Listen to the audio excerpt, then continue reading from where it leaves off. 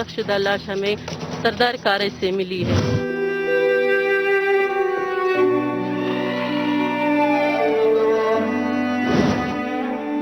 Dead body جو ہے مستوں میں ملا، یہ جو ہے خود ایک سرکاری ملازم تھا، تو ڈرل کیا گیا تھا یہاں سے ڈرل کیا تھا یہاں تک، اور جو ہے یہاں سے اس کو جو ہے دل پر بھی ڈرل کیا تھا۔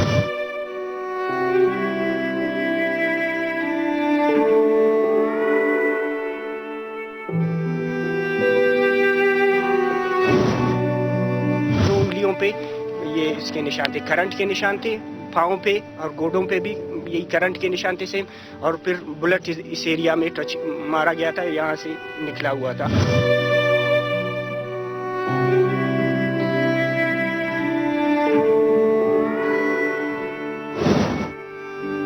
سیکورٹی اہلکار اور اس خفیہ اداروں کے اہلکاروں نے اسے اٹھا کر اپنے ساتھ لے گیا اور اسے 24 گھنٹے کے اندر شہید کر کے، اور اس کی مسخ شدہ لاش ہمیں سردار کالج سے ملی ہے۔ السلام علیکم and good evening everybody. You're watching Crossfire. میں ہوں مہر بخاری. We bring to you the leading headlines of the day. خبر یہ ہے کہ 4,500 روپے ٹیکس نہ دینے والے سرگودا کے ایک شہری کے گھر کو محکمہ ٹیکس نے سیل کر دیا ہے۔ ٹیکس اہلکاروں کی چابک دستی بھی ملاحظہ کیجئے کہ یہ گھر چھوٹے چھوٹے بچوں کی موجودگی میں سیل کر دیا گیا۔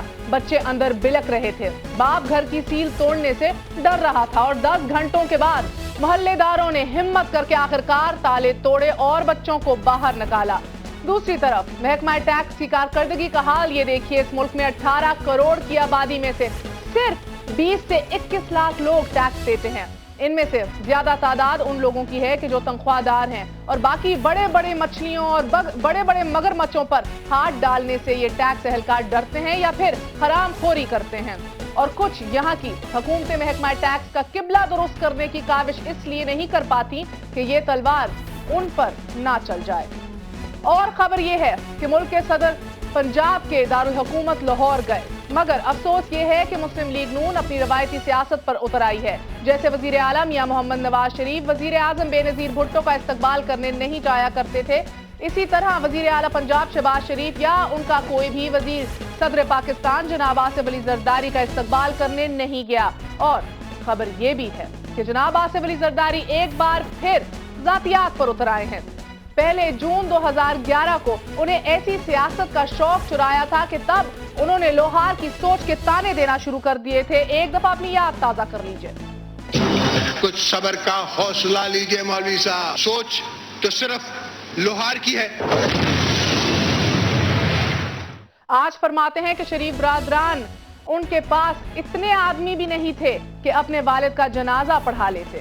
اس کا جواب میاں شریف مرحوم کی پوتی اور نواز شریف کی صاحبزادی مریم نواز یہ کہہ کر دے چکی ہیں کہ ایسی غیر اخلاقی بات کا کیا جواب دیا جائے۔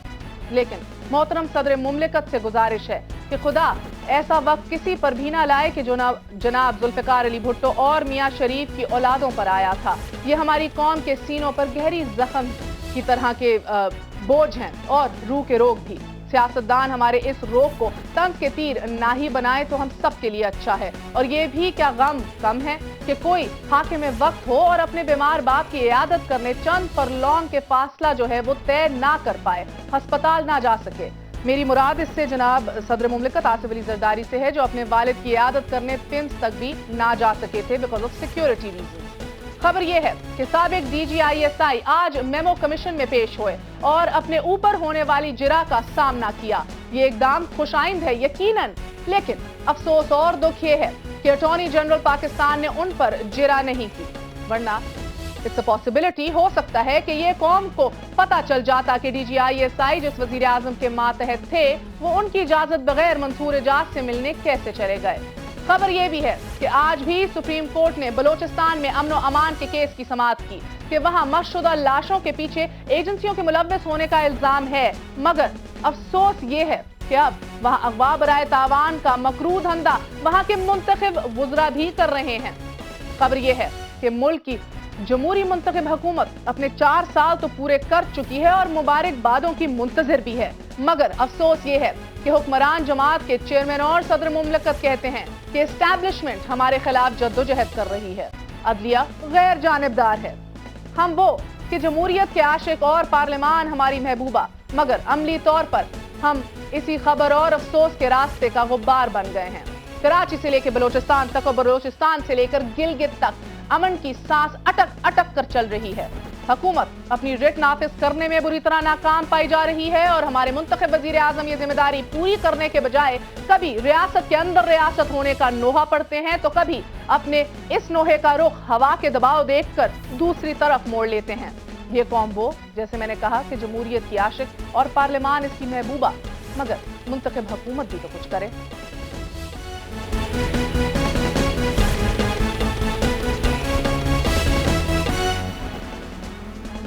वापस आने का शुक्रिया। Welcome once again to cross fire.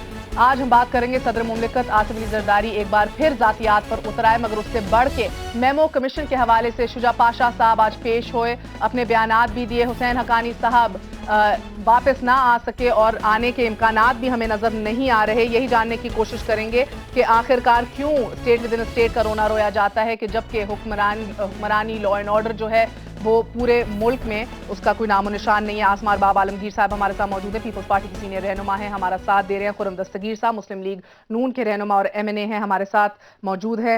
Air marshal Shahid लतीफ़ साहब डिफेंस एनालिस्ट हैं। And last but never the least Hamid Mir साहब किसी तारुफ के मोहताज नहीं, सीनियर जर्नलिस्ट हैं। आप सबका बहुत बहुत शुक्रिया। अस्सलाम वालेकुम। मैं आपसे आसमा स्टार्ट करना चाहूंगी सबसे पहले, and briefly let's get over this quickly. सदर को ये इलेक्शन का जिन इतना सवार हो गया है कि सुबाइयत पर उतर आए हैं, जातियात पर उतर आए हैं, कभी किसी के वालिद के जनाजे की बातें कर रहे हैं, उधर खड़े होके घड़ी खुदा बख्श में बात कर रहे थे कि हमें बलोचों पंजाबियों से लड़ाना चाहते हैं, आज मियाँ साहब को ताना दे रहे हैं कि ये तो मुहाजिर है। ये बातें कब रुकेंगी?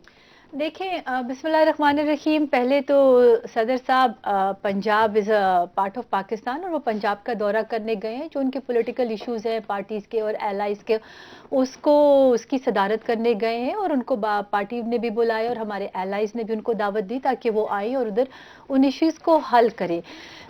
सबसे पहले मैं ये कहूँगी कि अंडर द कॉन्स्टिट्यूशन जब एक प्रेसिडेंट ऑफ पाकिस्तान जाते हैं तो अगर आप एक मुल्क के सरकारी ओहदे पर कायम है तो अंडर द कॉन्स्टिट्यूशन आपको प्रेसिडेंट साहब के लिए रिसीव करना चाहिए। गुस्सा निकल रहा है? नहीं, गुस्सा बिल्कुल नहीं है। पाकिस्तान पीपल्स पार्टी ने कभी किसी चीज़ का गुस्सा नहीं निकाला। हमने तो सबके साथ कोलिशन की है, इनको भी शुरू में दावत दी है। अगर ये छोड़ कर गए हैं तो देखें ये अगर ये छोड़ कर गए हैं तो वो शायद ये वो प्रेशर्स को ना बर्दाश्त कर सके जो पाकिस्तान में था। लेकिन आप सदर साहब की बात तो मेरे ख्याल में उन्होंने कोई ऐसे गलत उनको नहीं कहा जिस तरह से उसको लिया जा रहा है। आपने खुद अभी कहा बिफोर द प्रोग्राम की चमक से मतलब उनका है जो corruption Punjab because it is the biggest province कर रहे हैं। ये वर्जन आया है रिपोर्टर से हमारे जो हमने नॉट शरीफ बरादरान, पंजाब जो है वो पाकिस्तान का सबसे बड़ा सूबा है और सारे सूबे they look up to Punjab और पंजाब से सूबाइयत का तासुर निकल रहा है।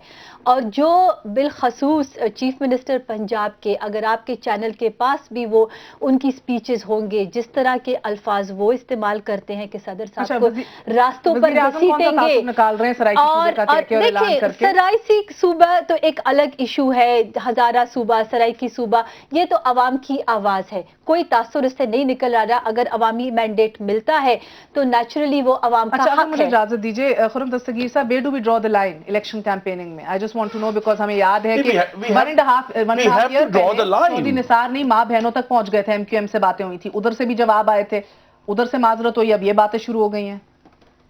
We have to draw the line. और जो आज की ज़बान है और ये एक दफ़ा नहीं हुआ, अब ये एक पैटर्न बन गया है। पिछले साल जून में आज़ाद कश्मीर के इलेक्शन से 2 दिन पहले भी बड़ी फेमस तकरीर सदर मुमलिकत ने फरमाई थी जिसमें मियां नवाज शरीफ को उन्होंने मौलवियों के साथ मिला, वो सारी पूरी गुफ्तगू की पूरी की थी। और उसके बाद फिर अब आज फिर उन्होंने एक, ये तो सदर मुमलिकत की ज़बान तो नहीं है। या तो फिर देखें ना, सदर मुमलिकत वो स्टैचर या वो अथॉरिटी क्लेम ना करें कि भाई मैं सदर मुमलिकत हूं, मैं वफाक का नुमाइंदा हूं, या तो वो ना करें और फिर एक सियासी पार्टी के चेयरपर्सन बनकर जिस तरह की भी बाजारी जबान उन्होंने इस्तेमाल करनी है करें, जिस तरह की आज उन्होंने की है। तो सदर मुमलिकत का ओहदा जो है उसका जो स्टेटस बाजारी, क्योंकि मेहर को ये चाहिए कि she should make it even, वो तकारीर भी दिखाएं मियां शहबाज शरीफ जरूर दिखाएं कि मैं इनको सड़क पे खींचूंगा, वो मदारी है, कि गैर मुनासिब, लेकिन आज की जबान मैं कहूंगा कि बाजारी है। वो देखें ये तो देखिए वो आप कह सकते हैं कि वो एक्सट्रीमिस्ट लैंग्वेज है जो या उसमें आपके चीफ मिनिस्टर पंजाब के जो अल्फाज है बार बार, मेरे ख्याल में अगर उनकी वो क्लिपिंग्स दिखा दें तो वो बेहतर होगी, इससे बेहतर कि हम दोनों डिबेट करें इसके ऊपर। वो भी उनके ओहदे के मुनाफी थे, ये भी इनके ओहदे के मुनाफी हैं। मूविंग ऑन, मैं मीर साहब आपकी जानिब आती हूँ। ये बयानात का सिलसिला तो मुझे लगता है चलता रहेगा, बल्कि अब लग रहा है कि इसमें और गर्मी आ रही है। आज मेमो कमीशन के अंदर शुजा पाशा साहब पेश हुए। मैं पहले आपका आर्टिकल कोट कर दूं अगर इजाजत है तो। आपने एक आर्टिकल लिखा था, बड़ी कंट्रोवर्सी भी इससे निकली, बल्कि आपने मुझे लगता है बड़े खुल के बात की। कुछ आपके नाक़िदीन कह रहे थे कि उनके होते हुए लिख देते तो क्या बात थी। नहीं तो उनके होते हुए लिखा था। अच्छा, मगर छपा नहीं, उनके होते हुए छपा था। अच्छा, रिटायर नहीं किए थे? नहीं, अभी रिटायर भी नहीं हुए थे। अच्छा, आपने इसमें लिखा कि उसने अपने ना तमाम एजेंडे को तमाम करने की हर मुमकिन कोशिश की।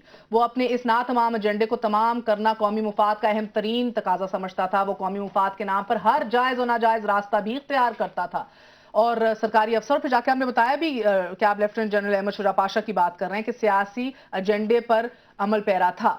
अब मैं जानना चाह रही हूँ, आज पाशा साहब ने कहा है कि 2 मई के बाद कोई भी ऐसा आइडिया नहीं था, ना किसी के जहनों में भी था कि मार्शल लॉ लगाया जाए, और अगर ऐसा होता तो सबसे पहले एजेंसियों को और उनको पता होता। तो और उनके बयान को माना भी गया है, बल्कि कमीशन ने भी कहा है कि ये बड़े गैर जानिबदार हैं, इनके ऊपर ट्रस्ट किया जाए। How do we distinguish? नहीं, देखें, ये जो आर्टिकल था, पहली बात तो ये है कि ये आर्टिकल उस वक्त लिखा गया जब उनको एक्सटेंशन देने के बारे में सीरियसली सोचा जा रहा था, और बल्कि तीसरी दफ़ा, और वो उस वक्त मौजूद थे और वो अखबारों में ये खबरें छपवा रहे थे। प्रो एस्टैब्लिशमेंट न्यूज़पेपर जो हैं वो अंग्रेज़ी के भी और उर्दू के खबर छाप चुके थे कि उनको एक्सटेंशन देने का फ़ैसला हो गया है। अमेरिका ने भी हमायत कर दिया और जनरल कियानी ने भी हमायत कर दिया। मैंने जो ये लिखा था कि मार्शल लॉ की बात नहीं है, मेरी भी जो है इन्फॉर्मेशन, बल्कि मैंने जो एबटाबाद कमीशन है उसके सामने मैंने एक स्टेटमेंट रिकॉर्ड करवाई है, और सारी स्टेटमेंट मैं आपको नहीं बता सकता। मुझे भी ये सवाल पूछा गया था, कोई मार्शल लॉ का मंसूबा नहीं था उस वक्त। लेकिन जनरल अहमद शुजा पाशा जो हैं वो कुछ पॉलिटिशियंस को उनके साथ डायरेक्ट मीटिंग्स में ये कहते थे कि ये मैं आपको जो कह रहा हूँ ये जनरल कियानी के बिहाफ पे नहीं कह रहा, अपनी तरफ से कह रहा हूँ कि आपको फ़लाँ पार्टी में शामिल हो जाना चाहिए। और साथ ही साथ फिर वो कुछ सहाफ़ियों को ये कहते थे कि ये पाकिस्तान में जो पार्लियामेंट्री फॉर्म ऑफ गवर्नमेंट है ये नहीं चलना चाहिए। और उसके अलावा साथ ही उन्होंने ये मेमो गेट वाला किस्सा शुरू कर दिया। तो जो मैं इदारे की बात नहीं कर रहा, लेकिन जो इदारे का सरबराह था उसकी सियासत में मुदाखलत जो है वो खुल्लम खुला नज़र आ रही थी। और एक अखबार नवीस के तौर पे, एक सहाफ़ी के तौर पे, मैंने पहले भी खुफिया इदारों की सियासत में मुदाखलत की मुखालफत की है, और उस वक्त भी मैंने मुखालफत की थी, आइंदा भी करता रहूँगा। जी अच्छा, मगर सवाल इधर अहम ये उठता है कि क्या ताज्जुब होता है हामिद मीर साहब को, और ये जानने की कोशिश करेंगे एयर मार्शल साहब से भी, कि आज भी ये सवाल नहीं पूछा गया शुजा पाशा साहब से कि आप किसकी इजाज़त से, अब जिसके मातहत थे वज़ीर आज़म की इजाज़त लेके क्यों नहीं गए। कमीशन ने यह भी कहा, अजीब बात है कि आप एक अमरीकी शहरी को तो मिलने चले गए, अपने सफ़ीर से बात नहीं की। ये बातें किस चीज़ की अलामत है? We gonna find out after very short break.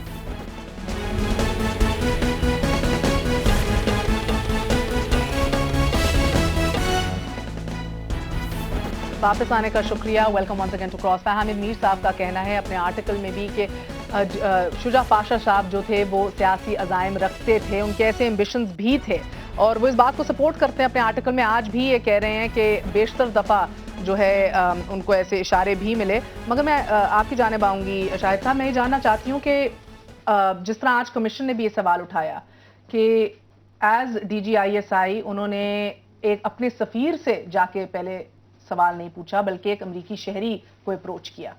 सवाल एक अहम ये भी उठता है कि वज़ीर आज़म से इजाज़त क्यों नहीं ली। तो ये ताज्जुब की बात है कि ये इन दोनों चीज़ों के सवाल, एक तो सवाल पूछा ही नहीं गया पाशा साहब से, दूसरा जो सवाल है उसका जवाब उन्होंने नहीं दिया। देखें, बात ये है कि आज हम बैठ के इस बात को डिस्कस कर रहे हैं, क्या वज़ीर आज़म साहब को नहीं पूछना चाहिए था पाशा साहब से? उन्होंने क्यों नहीं पूछा? अगर आप क्लेम करते हैं कि पाशा साहब उनके अंडर काम करते हैं, जो कि एक चैनल ऑफ अप्रोच, तो ये सवाल क्यों नहीं पूछा गया?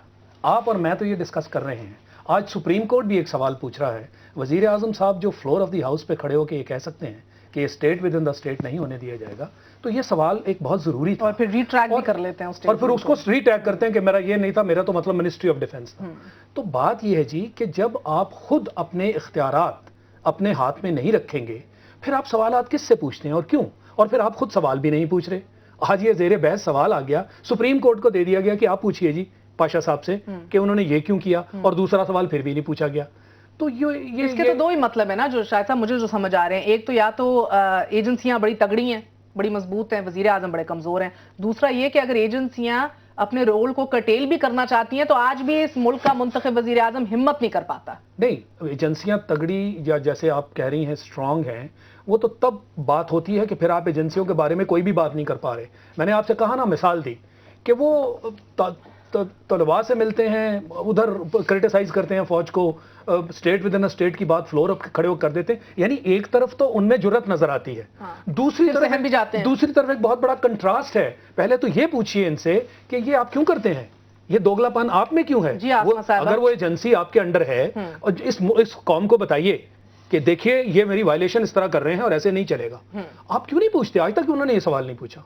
آسما صاحبہ دیکھیے, یہ آئی ووڈ سے کہ ابھی جب کمیشن کے رپورٹ ابھی ٹوٹل آئی نہیں ہے تو بیفور ٹائم ہم ایک انالیسس لے لیں. آپ سوال کا جواب دیجئے نا. میں آپ کے سوال کیوں نہیں کرتے؟ ویسے ایک وزیر اعظم نے ہمت کی تھی, وہ مکہ چلا گیا تھا. نہیں, میں آپ کے یہ وزیر اعظم جو ہے یہ بہت ہمت کر رہا ہے. کتنی دفعہ تو عدالت چلا گیا, اس کا پوائنٹ آف ویو بالکل کلیئر ہے. اور اسٹرگل ہی ڈیموکریسی کے لیے, اسٹرگل ہی اداروں سے, جو ڈکٹیٹرشپ میں جو اداروں نے طول پکڑی ہوئی تھی اسی کے خلاف, اور انہی چیزوں کی تو اسٹرگل ہے. اس میں تو کوئی ڈھکی چھپی ہوئی بات نہیں ہے. اسٹرگل ہی جمہوریت کے لیے ہے, اسٹرگل ہی پارلیمنٹ کے لیے ہے. تو آپ مضبوط نہیں کر رہے. جب صدر صاحب گھڑی خدا بخش میں کھڑے ہو کر کہتے ہیں اسٹیبلشمنٹ تمہارے خلاف کام کر رہی ہے, عدلیہ جو ہے وہ غیر جانبدار نہیں ہے, تو آپ اداروں کو مضبوط کر رہے ہیں. کتنی دفعہ پرائم منسٹر نے اور صدر نے یہ اسٹیٹمنٹ دی ہے کہ اداروں کو اپنے فریم ورک میں کام کرنا چاہیے, جو ان کے ریسٹرکٹڈ فریم ورک ہے اسے ایکسیڈ نہیں کرنا چاہیے. We have been seeing this on the floor of Hamid Mir صاحب, جو ایکسیڈ کرتا ہے اسے باہر کیوں نہیں کر دیا جاتا, کیوں ڈرا جاتا ہے؟ اس کی بہت سی وجوہات ہیں, کیونکہ ماضی میں جو پاکستان کے بہت سے جو بڑے بڑے سیاستدان تھے, آپ شروع ہو جائیں حسین شیخ سہروردی صاحب ہیں, ان کے زمانے سے شروع ہو جائیں, جو بھی تھوڑا سا انڈیپینڈنس دکھانے کی کوشش کرتا ہے اس کے پاس کیونکہ طاقت نہیں ہوتی, ٹینک اور بندوقیں نہیں ہوتی, تو اس لیے اس کو حکومت سے نکال دیا جاتا ہے. لیکن میں ایئر مارشل صاحب کی اس رائے سے اتفاق کرتا ہوں کہ اگر اس وقت ایک وائبرنٹ میڈیا پاکستان میں موجود ہے, انڈیپینڈنٹ جوڈیشری پاکستان میں موجود ہے, اور ایکٹیو سول سوسائٹی موجود ہے, انٹرنیشنل سپورٹ بھی آپ کے پاس موجود ہے, کوئی آج ڈکٹیٹرشپ کو سپورٹ کرنے کے لیے تیار نہیں ہے. اور اگر ایک انٹیلیجنس ایجنسی کا سربراہ جو ہے وہ وزیر اعظم کے احکامات تسلیم نہیں کرتا یا اپنا جو مینڈیٹ ہے اس کو وائلیٹ کرتا ہے, تو پرائم منسٹر کو اس کے خلاف ایکشن لینا چاہیے, نہ کہ اسے بار بار ایکسٹینشن دینی چاہیے. اصل اس کا جواب یہ ہے, ایک منٹ میں آپ کی بات کو کاٹ رہی ہوں. کیا اسی ڈی جی آئی ایس آئی کو اب وزیر اعظم نے پارلیمنٹ پہ for the first time in the history of Pakistan کھڑا نہیں کیا, اور اسے پارلیمنٹ کے ہر شخص کو یہ آزادی تھی کہ وہ جواب بالکل نہیں تھی. ایک منٹ میں آپ کا جواب دیتا ہوں, اس کا میں جواب دیتا ہوں, میرا ہمبل جواب سننے کی, اگر آپ برا نہ منائیں, 30 سیکنڈ میں جواب دیتا ہوں. یہ جب مسلم لیگ نون اور دوسری بلوچ پارٹیوں کے رہنما جب کھڑے ہوتے تھے ڈی جی آئی ایس سے سوال کرنے کے لیے, تو آپ کے اور کیو لیگ کے جو ممبرز ہیں وہ اس کو ہوٹ کرتے تھے. میں یہ کہہ رہی تھی ہم اندر آپ نے پارلیمنٹ کے جو جواب یہ پرائم منسٹر کا نہ کرنے کا, یہ آپ کو کسی نے غلط بیان دی. ڈیسک بجے ہیں بہت دفعہ. ایبڈیکیشن آف ریسپانسبلٹی ہے پرائم منسٹر کی طرف سے. یہ یاد کریں کہ جو منصور اعجاز کا مضمون ہے وہ 11 اکتوبر کو چھپا ہے اور کورٹ میں مسلم لیگ نون 30 نومبر کو گئی ہے. اس دوران وہ جو 7 ہفتے تھے پرائم منسٹر کیا کر رہے تھے؟ اسی طرح بار بار یہ ایشوز اٹھتے ہیں. آج بلوچستان کا کیس وہاں پہنچا ہوا ہے, یعنی کہ کراچی کا معاملہ ہے. وہی ہے کہ ریٹ آف دا گورنمنٹ جب نہیں ہوگی, وزیر اعظم نے تب بھی ٹائملی حرکت نہیں کی, اس لیے جی وہ اسی وجہ سے ڈی آئی ایس آئی نے نیشنل سیکیورٹی کے نام پہ ان سے پوچھنا بھی گوارا نہ سمجھا. پرائم منسٹر کو جو اتھارٹی 18 کروڑ عوام کے بہاف پر دی گئی ہے اس کا وہ استعمال کرنے کے لیے تیار نہیں ہے. ان کی ہمیشہ کوشش یہ ہے کہ یہ جو بھی مشکل ڈیسیجن ہے وہ میرے علاوہ کوئی اور ادارہ کرے. اس لیے آپ دیکھتے ہیں کہ جتنا بھی احتساب ہے وہ سپریم کورٹ استغاثہ کرتا ہے. اصل میں تو جو پروسیکیوشن ہے کرپشن کی وہ ایگزیکٹو کی ذمہ داری ہے. بلوچستان میں اگر ہم نے پکڑنا ہے وہ لوگ جو مذہب سے لاچے کر رہے ہیں, وہ لوگ جو سیٹلرز کو مار رہے ہیں, وہ لوگ جو شیعہ ہزارہ کا مرڈر کر رہے ہیں, انہیں نہ میں نے پکڑنا ہے نہ سپریم کورٹ نے پکڑنا ہے. ایک انفارمیشن شیئر کرتا ہوں, حکومت وقت نے پکڑنا ہے. انفارمیشن جو ہے وہ یہ ہے, بڑی کریڈیبل انفارمیشن ہے کہ بجائے کہ پرائم منسٹر اور D G I S I آپس میں نیشنل سیکورٹی کے معاملات کو ڈسکس کرتے, ڈی جی آئی ایس آئی جو ہیں وہ بار بار, ایک صاحب تھے خرم رسول جو پرائم منسٹر کے ایڈوائزر تھے, انہوں نے کسی کے ساتھ ایک بہت بڑا فراڈ کیا تھا پرویز حسن صاحب کے ساتھ, DGISI बार बार उस बंदे को साथ लेके जाते थे जो विक्टिम था कि प्राइम मिनिस्टर साहब आपके बंदे ने आपके नाम पे इससे इतने करोड़ खा लिए, जरा पैसे वापस दिला दें। अब इस DGISI के सामने प्राइम मिनिस्टर क्या बात करेगा? जी शायद नहीं, मगर देखने की बात यह है कि अगर ये DGISI ऐसा काम कर रहे हैं तो आपके कहने का मतलब ये है कि वो अपनी एक वीकनेस शो नहीं, मैं कह रहा हूँ कि प्राइम मिनिस्टर जो है उसके पास DGISI एक बंदा लेके जा रहा है कि प्राइम मिनिस्टर साहब तो आपके बंदे ने इसके पैसे खा लिए, मैं समझ तो प्राइम मिनिस्टर किस मुंह से उस DGISI के खिलाफ एक्शन लेगा? तो ये तो बातें हैं, इसका कोई प्रूफ है? आपकी बात बिल्कुल ठीक है कि वो वाकई किस मुंह से लेगा, क्योंकि अंदर के हालात इस तरह के हैं कि प्राइम मिनिस्टर साहब और उनके वो इस आदमी की इन्वॉल्वमेंट है, तो ये फिर कॉम्प्रोमाइज हो गई ना जी, कॉम्प्रोमाइज हो गए ना। ये आपका पॉइंट है। जब आप मॉरल अथॉरिटी लूज कर जाते हैं, अपने मातहत ये तो आपके प्रोग्राम में ज़हनी तौर पे आपके मातहत नहीं प्रूफ मैं दूंगा प्रूफ, मैं दूंगा प्रूफ आपको, दे सकती हूं जो मैंने खुद देखा है। मैं आपको डॉक्यूमेंट्री प्रूफ दूंगा, डॉक्यूमेंट्री एविडेंस। मैं एक यहाँ पर एक चीज कहना चाह रही हूँ कि अगर जब इस गवर्नमेंट में ये सिस्टम चला है कि पार्लियामेंट को और सारी पार्टीज को लेकर एक फैसला करे, तो जब उनको फैसला हम लेकर नहीं करते तो कहते हैं जी ये एक सिंगल गवर्नमेंट फैसला करे। जब इनको शामिल करते हैं तो जैसे कि द प्राइम मिनिस्टर अपनी रिट नहीं कायम करता। देखिए मेरी हम्बल सबमिशन सिर्फ ये आपसे, हमारी हम्बल सबमिशन आपसे ये है, this is a government that does not govern. उनको अगर मेजॉरिटी है तो वो अपनी पॉलिसीज इंप्लीमेंट करें। अगर टैक्स लगाना है, फॉरेन पॉलिसी बदलनी है, आप अपना किरदार, उनका सिर्फ ये है कि पाकिस्तान के रिसोर्सेज को जिस तरह भी मैक्सिमम तरीके से हम अपने जाती गेन के लिए एक्सप्लॉइट करें, जहां गवर्नेंस के इश्यूज हैं, बहुत सारे ऐसे इश्यूज पार्लियामेंट में करप्शन की चमक तो शरीफ बरादरान के सरों पर नजर आ रही है। आपके प्रोग्राम में कहना चाहता हूं कि मैंने इसे अनवील कर दिया, अगर कोई करप्शन है किसी भी हमारी पार्टी की भी है तो इन्होंने पकड़ना है। नैब इनके पास है, 4 साल इसीलिए तो कानून नहीं बना सके। अकाउंटेबिलिटी लॉ तो नहीं है ना इस मुल्क में। Again this is the government that does not govern, it does not want to govern. जितने भी मुश्किल मामलात है, चाहे वो फॉरेन पॉलिसी है, चाहे वो एहतसाब है, चाहे वो दूसरे पाकिस्तान की जो सूबों के मामलात हैं, they throw it to other agencies के, जी सुप्रीम कोर्ट करे, पार्लियामेंट करे। जो इनका काम है, इनका काम एहतसाब करना, इनका काम प्रोसिक्यूट करना, इनका काम पॉलिसी बनाना, वो करें। अदालत बिल्कुल आजाद है, और अगर आप एक अच्छे ऑपोजिशन का किरदार नहीं अदा करना चाहते, अगर आप खुद किराए के बिजली घरों को प्रोसिक्यूट करते थे तो अदालत को लेना पड़ेगा। आजादी मानते हैं, गैर जानिबदारी नहीं मानते। जान रहे एक दिन आप ऑपोजिशन, अगर आप किराए के बिजली का ना करते और खुद प्रोसिक्यूट करते तो सुप्रीम कोर्ट को किराए के बिजली का केस ना लेना पड़ता। एक सेकंड, मेरा एक सवाल है, मैं आपसे जानना चाहती हूँ। आप खुद एक कंफ्यूज्ड ऑपोजिशन है, यू डोंट नो कि आपको कौन सा राय अमल इख्तियार करना है, you can't blame government for that. जी मैं एक सवाल आपसे करना चाहती हूँ शाहिद साहब, क्या बात है कि हमारे एक अफसर ने एक अमरीकी शहरी से रुजू करना बेहतर समझा ना कि अपने सफीर से? मुझे बस ये समझा दीजिए। देखें ये माइंडसेट क्या है? देखें बात ये है, उस रात खासकर जो मेमो के बारे में जो बात की जाती है कि उसमें लिखवाया गया कि जी आर्मी मूव करने वाली है, इस हुकूमत को डिसलॉज करने वाली है। सबसे पहले पूछने वाली बात यह है कि ये खदशात किसे थे और क्यों थे? हुकूमत ने ही ये स्टांस लिया ना जी। अगर मेमो में ये बात नजर आ जाती है कि ये बात लिखी गई कि मार्शल लॉ लगने वाला है, अभी इन्होंने बात की कि मार्शल लॉ वगैरह का कोई ना चांस था और ना ही हम तक कोई ऐसी क्रेडिबल इंफॉर्मेशन आई है, हुकूमत ये लिख रही है तो हुकूमत ने कुछ कलामी माफ एंड मीर साहब फॉर यू एज वेल, इस पे तफ्तीश नहीं हुई। इस पे तफ्तीश करते हुए सॉरी आपके सबसे बड़े इदारे के भी जलते हैं, जिसकी अभी आजादी की भी बात हो नहीं तफ्तीश होने। मैं कह रहा हूं इन केस अगर ऐसी बात नहीं थी तो ये जिसने लिखी उससे पूछा जाना चाहिए ना कि आपने क्या किया था जो आपको मार्शल लॉ का डर पड़ गया। अगर हकीकत में ऐसा हकीकत में फर्ज करें ऑन ग्राउंड नहीं था तो जिसको डर था मार्शल लॉ का, उन्होंने कौन सी ऐसी मिस्टेक की थी जिसकी वजह से उन्हें यकदम नजर आ गया। ये रिलेट करें इसको उन चीजों से जो मंसूर इजाज करने की बात कर रहा है। आसिफ जरदारी साहब ने कहा था कि संगीन की साजिश हो रही है, मुझे जो है वो इस ऐवान सदर से एम्बुलेंस में ले जाया जाएगा।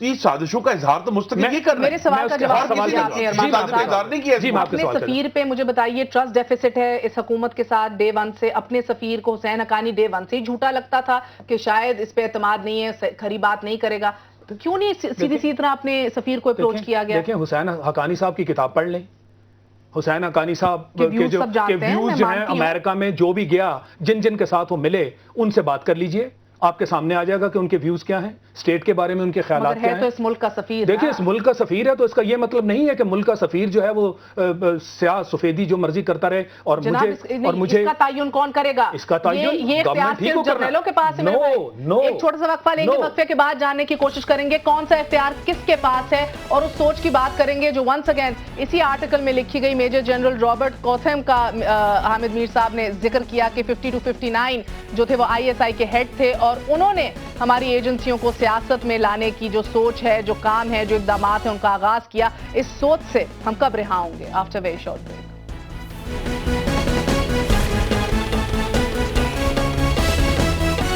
واپس آنے کا شکریہ. بریک پہ جانے سے پہلے بات ہو رہی تھی اس برٹش فوجی افسر کی جس نے 50 سے لے کے 59 تک DG ISI کی صدارت جو ہے اپنے ہاتھوں میں رکھی. 9 سال میجر جنرل رابرٹ کوتھم کی سوچ کے حوالے سے بات ہو رہی تھی اور آپ ہی سے ذکر ہو رہا تھا. پہلے اگر آپ ختم کرنا چاہیں جو آپ کہہ رہے تھے. جی میں یہ کہنا چاہ رہا تھا, وہ جو آپ نے بات کی کہ وہ ان سے کیوں نہیں ملے جا کے, اور انہوں نے ایک امریکن شہری سے ملنا کیوں اس کو فوقیت کیوں دی.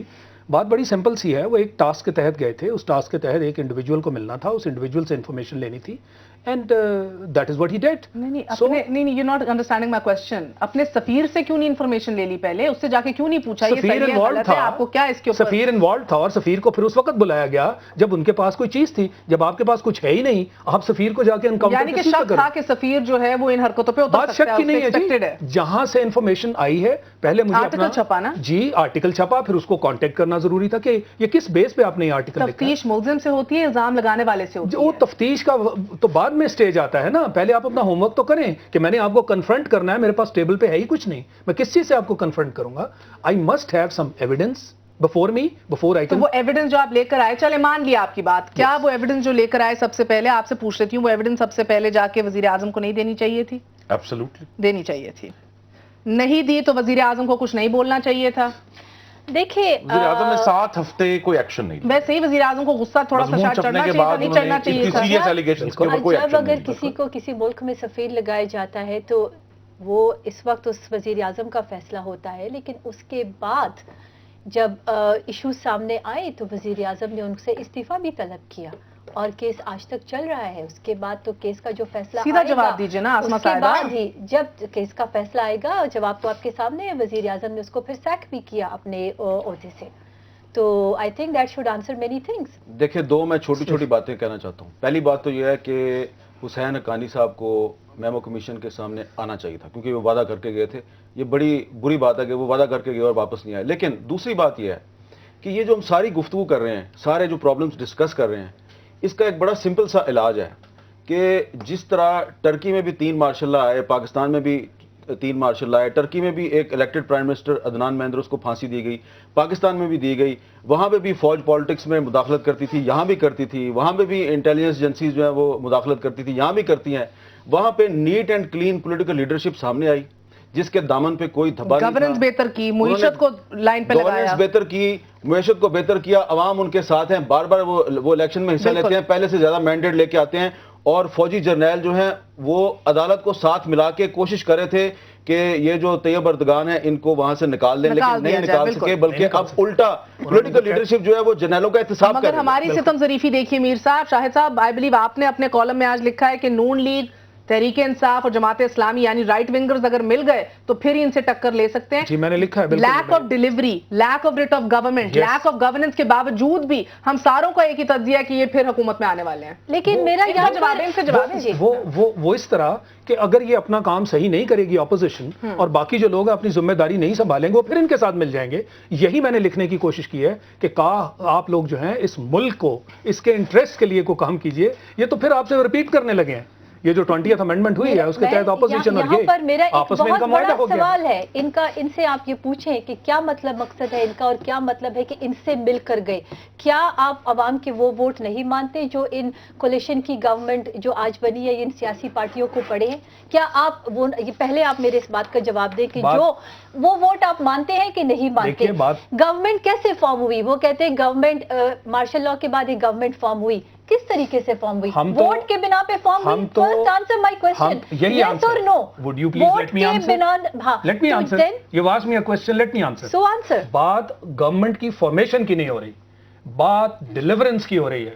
बात गवर्नेंस की हो रही है। आप लोग ये समझते हैं कि हमने गवर्नमेंट फॉर्म कर ली, लोगों ने वोट दे दिए, 5 साल तक के लिए हमसे बात ना कीजिए। ये कौन सा रूल है दुनिया में, कहाँ ऐसे होता है? डे टू डे बेसिस पे आपकी अकाउंटेबिलिटी होती है। एनालिस्ट, अवाम जब फैसला करती है, बाई इलेक्शंस में देख लें और इलेक्शंस में देख लें, फिर आप अवाम हमें एक और बहुत आप एनालिस्ट की बात मानी जाए कि अवाम की बात मानी जाए। आज आप कहते हैं कि हमें डर लगता है कि पीपल पार्टी की गवर्नमेंट, क्या पीपल पार्टी के लोग पाकिस्तानी नहीं है? क्या आप उनके ऊपर कोई एलिगेशन लगा रहे हैं? तो that is a very wrong allegation. On ground आप बलोचिस्तान के लोग भी पाकिस्तानी हैं, मीर साहब आपकी जानिब आऊंगी, बलोचिस्तान के लोग भी पाकिस्तानी हैं। चीफ जस्टिस ये कह रहे हैं कि उनके साथ पाकिस्तानियों वाला सलूक नहीं किया जा रहा। अभी भी लेटेस्ट खबरें और टिकर जो टेलीविजन पे सामने चल रहे हैं, चीफ जस्टिस का कहना है कि इस मुल्क में कभी आइन पर अमल किया ही नहीं गया जी, और ना ही शायद आज किया जा रहा है। बिल्कुल सही। बलोचिस्तानी क्या पाकिस्तानी नहीं है? बलोचिस्तानी पाकिस्तानी हैं, और जो बलोचिस्तान के जो लोग हैं इस वक्त जिन पर अलहदगी पसंदी का इल्ज़ाम लगाया जा रहा है, मैं ये समझता हूँ कि उन सब की हमें बात सुननी चाहिए, और किसी को ये हक नहीं है कि कोई अगर इख्तलाफ राय करता है और आपकी मर्ज़ी की बात नहीं करता तो आप उसको गद्दार करार दें। बलोचिस्तान के लोग जो हैं उनका इस वक्त सबसे बड़ा मसला ये है कि उनकी जो मसकशुदा लाशें हैं वो गिराई जा रही हैं और उनके लोगों को लापता किया जा रहा है। वो कोर्ट में जाते हैं और वहाँ पे उनको इंसाफ नहीं मिलता, वो थाने में जाते हैं मुकदमा दर्ज कराने के लिए, उनका मुकदमा दर्ज नहीं होता। तो ये मैं समझता हूँ कि चीफ जस्टिस ऑफ पाकिस्तान ने इस वक्त ये जो बलोचिस्तान में अमन अमान की सूरत हाल के केस की जो समाअत शुरू किया है, ये असल में वो पाकिस्तान को बचा रहे हैं। अगर वो बलोचिस्तान के लोगों की आवाज जो है वो, पीपल्स पार्टी की कोई इकदाम ऐसे नहीं है जो, पीपल्स पार्टी की एक रबर स्टैंप वहां पे गवर्नमेंट है, उसके चीफ मिनिस्टर जो हैं वो कभी इधर गिरते हैं कभी उधर गिरते हैं। इकदाम ये हैं कि उनके 3 वजीरों पर अगवा बराए तावान का इल्जाम है, सादिक उमरानी साहब खुद मुकर रहे हैं उनके। तो अब आप ये देखें ना, यही इशू है जो मैंने कहा कि ये गवर्नमेंट जो है ये रिट ऑफ स्टेट किस तरह कायम करेंगे। ये ऐसी हुकूमत जिसके वज़रा खुद इन्वॉल्व है अगवा बराए तावान में, वो मसकशुदा लाशें करने वालों से किस तरह निपटेंगे। इसी तरह वो हुकूमत जिसके हाथों पे जो है वो किराए के बिजली घरों के और NICL के और रेलवे के और स्टील के करप्शन के इनके हाथ रंगे हुए, ये किस तरह उन हाथों को इस्तेमाल करके उन एजेंसियों को अपने ताबे कर सकते हैं। आपकी क़यादत एक बार डसी जा चुकी है, बहुत कहते हैं मियां साहब जो हैं वो बहुत कुछ सीख कर आए हैं वापस, बड़ा उन्हें सीख लिया है अब। मगर मेरा सवाल ये है कि क्या आप अगर हुकूमत में आए या एक दफा फिर वजीर आजम नवाज शरीफ साहब बने, क्या वो प्रॉब्लम का तयन और उसे ब्लैक एंड व्हाइट में स्टेट कर सकेंगे? मसला ये कियानी साहब कहते हैं कोई ऑपरेशन नहीं हो रहा उधर, FC हुकूमत के मातहत है, वजीर आला कहते हैं हमारे मातहत तो नहीं है, वजीर आजम से पूछो तो उनके पास कोई जवाब नहीं होता है सवाए आगाज हकूक बलोचिस्तान के। क्या नवाज शरीफ कर सकेंगे, कह सकेंगे कि उधर हो रहा है ऑपरेशन, कह सकेंगे FC किस तरह उधर हरकत में आई हुई है?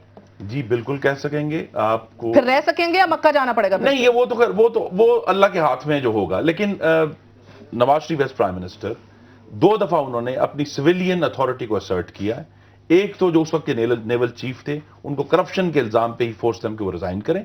दूसरा, अगर आपको याद हो, जनरल जहांगीर करामत का कि उन्होंने एक स्पीच की थी वहाँ नेवल वॉर कॉलेज में, जिसमें उन्होंने कुछ सियासी मामला पे उस पर उन्होंने उनका रिजाइन तलब किया। ये भी सजा मिली उन्हें उसकी, इस बात की सिविलियन अथॉरिटी को असर्ट करने की सजा मिली, लेकिन ये काम हमें करना पड़ेगा। एक छोटी सी बात, पिछले दिनों कराची में एक वाकया हुआ है जिसका बराह रास्त ताल्लुक बलोचिस्तान से है, और ये एक ऐसा वाकया है कि पाकिस्तान के लोग जो हैं उन्हें अंडरस्टैंड करना चाहिए। बलोच सोसाइटी को, मीर मुख्तियार डोमकी बलोचिस्तान असम्बली के सिटिंग MPA हैं, उनकी अहलिया को और उनकी बेटी को कत्ल किया गया है, और बलोचिस्तान के लोगों का ख्याल है कि इसमें रियासती अनासर मुलव्वस हैं, और जो रियासती ताकतें हैं उन्होंने एक साइबर वॉर शुरू कर रखी है उस मरने वाली औरत और उसकी बेटी के खिलाफ, और इतने घटिया इल्जामात उन पर लगाए जा रहे हैं कि जिनको मैं यहाँ पे जिक्र भी नहीं करना चाह रहा। मैं पूरे पाकिस्तान की जो सिविल सोसाइटी और ह्यूमन राइट्स की जो तंजीमें हैं उनसे अपील करता हूँ कि असल में मीर मुख्तियार डोमकी की बीवी और बेटी का जो मामला है, ये अकबर बुख्ती के कत्ल से ज्यादा संगीन वाकया बन चुका है। इसने जो बलोचों की नफ्सियात पे असरात मुरतब किए हैं उसे खत्म करने की जरूरत है। मैं आपसे शायद साहब बात करना चाहूंगी। कई तज्जिया नगारों का ये कहना है कि अगर पीपल्स पार्टी फिर हुकूमत में आ गई, अगर इसी तरह की तर्ज अमल की गवर्नेंस रही और हुकूमत रही, तो फिर Pakistan is in grave danger, फिर तबाही से शायद कोई नहीं रोक सकता। आई फुल्ली एग्री जी, आप जितने इंडेक्सेस देख लीजिए एक ये कहना है, दूसरा ये कहना है कि फिर 2-3 साल के अंदर मार्शल लॉ लगा ही लगा, फिर देखिए वो तो फिर और बर्दाश्त नहीं रहेगी। वो तो कोई भी पॉसिबिलिटी हो सकती है। आज आप लोगों के कमेंट्स, अगर मार्शल लॉ लगा तो पाकिस्तान कायम नहीं रहेगा। आज आप लोग, और अगर ये फिर हुकूमत में आए और इसी तरह की गवर्नेंस रही तो मारे जाएंगे, तो तरीके से भी जाएंगे, उस तरीके से भी जाएंगे। इंतखाबात जो है वो साफ और शफाफ होते हैं नहीं होते। It is for against all, तो मुझे बोलने का भी मौका नहीं, जवाब सवाल आपने किया ना जी, साहब कह रहे हैं मारे मार्शल लॉ की तरफ से भी जाएंगे और अगर ये आए तो फिर भी मारे जाएंगे। Devil and the deep sea है ना जी, तो हमने डिसाइड करना है कि हम किस तरफ जाना चाहते हैं। अभी तक जो गवर्नेंस, अभी तक जो बात तो वही आ रही है, मैंने पहले बात की कि आप ट्रांसपेरेंट डेमोक्रेसी, आप डेमोक्रेसी की बातें करते हैं। डेमोक्रेसी का मतलब इंडिविजुअल्स नहीं होता, डेमोक्रेसी एक सिस्टम है। जब भी आपके ऊपर तनकीद होती है आप कहते हैं डेमोक्रेसी। जमहूरियत के नाम पे तो ये सब कुछ हो रहा है। नहीं, जमहूरियत के नाम पे क्या हो रहा है? कौन सी चीज सीधी हो रही है जमहूरियत के नाम पे? ये जो कत्ल गारत है हो रही है जमहूरियत के नाम पे, तो फिर रीडिफाइन कीजिए। जमहूरियत इसी का नाम है, फिर रीडिफाइन कीजिए। आपके इदारों ने भी तो जमहूरियत के नाम पे बहुत कुछ किया है। वो जमहूरियत नहीं थी, वो जमहूरियत नहीं थी, वो डिक्टेटरशिप थी। उसको आप नाम कोई भी दे दीजिए। कोई बेसिक, एक सेकंड, कोई बेसिक डेमोक्रेसी सिखाने आ जाता है, कोई इस्लाम लेकर आ जाता है, कोई एहतसाब करने आ जाता है। गलत है, मैं किसको मैं तो कह रहा हूं कि वो तो खुल्लम खुल्ला एक डिक्टेटरशिप है ना जी, उसको नाम आप कोई भी दे ले। मगर आज एक्सक्यूज मी, मगर हम तो उस बहस में नहीं जा रहे। क्यों नहीं लग रहे? आप तो डिक्टेटर कहना है कि वो आपकी नाकामी की वजह से आई। नहीं, आप जमहूरियत हैं। यू कैन नॉट, आप किसी सियासी कुव्वत को डिक्टेटरशिप के लिए ब्लेम नहीं करते। डिक्टेटरशिप ताकत पे आती है, सियासी कुव्वत के पास वो ताकत नहीं होती है। भाई आप जमहूरियत है ना, आप और जिस तरह से ये, मैं ऊंची नहीं बोल सकता, ये एक एनआरओ ज़दा जमहूरियत है। बिल्कुल है, एनआरओ के बगैर जमहूरियत किसी ज़्यादा जमहूरियत कह दे, अवाम के वोट मिले हैं। यही गलती है अवाम के वोट, अवाम की गलती। आप एनालिस्ट डिसाइड करेंगे जो बार बार इस मुल्क में मार्शल लॉ लाते हैं। शहरी है जो वोट डालते हैं वो भी शहरी होती है। आप उनके वोट को आप क्या डिवाइड करते हैं? That is wrong. देखिए असल मामला ये है कि अगर इलेक्शन जो है क्या वो साफ शफाफ होते हैं या नहीं होते। देखिए अगर साफ शफाफ इलेक्शन होते हैं और अवाम एक दफा फिर पीपल्स पार्टी को वोट देते हैं तो फिर अवाम की भी रिस्पांसिबिलिटी है, उनको भी एग्जैक्टली। अपनी तकदीर का फैसला आपने खुद करना है। मेहर बुखारी को इजाजत दीजिए। I'll see you all inshallah on Monday. Good night. Allah Hafiz.